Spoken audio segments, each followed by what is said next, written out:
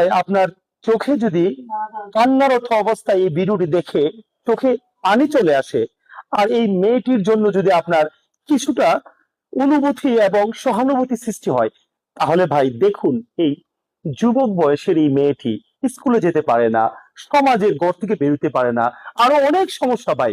এই মেয়েটির মুখে বলতেছে, আমরা আমরা শুনতে চাই, তুমি কি এই ঘর থেকে বেরোতে পারতেছো না? কি কারণ? না, রাস্তাঘাটে যাইতে পারি না, হ্যাঁ, স্কুলে যেতে পারি না, হ্যাঁ, সবাই মুখ ফুরি বইলা মুখ তাকে। পুরি বলে। মুখ হুম পুরি বলতে মুখ জলসে গেছে আর কি, এটাই তো?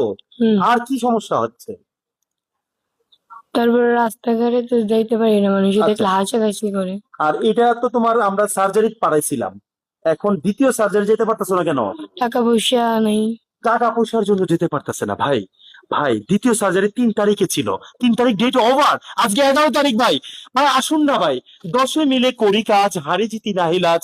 আপনার একটি টাকা এই জেরিনের জীবন বাঁচাতে এবং সুন্দর পরিবেশে বাঁচাতে, এই জেরিনকে আমরা সবাই সহযোগিতা করি। আসুন না, মানুষ মানুষের জন্য, মানবতার কল্যাণের জন্য 10 মিলে করি কাজ, হারি জিতি নাহিলাজ। আজকের একটি টাকা জেরিনের সৌন্দর্য ফিরিয়ে আনতে পারে।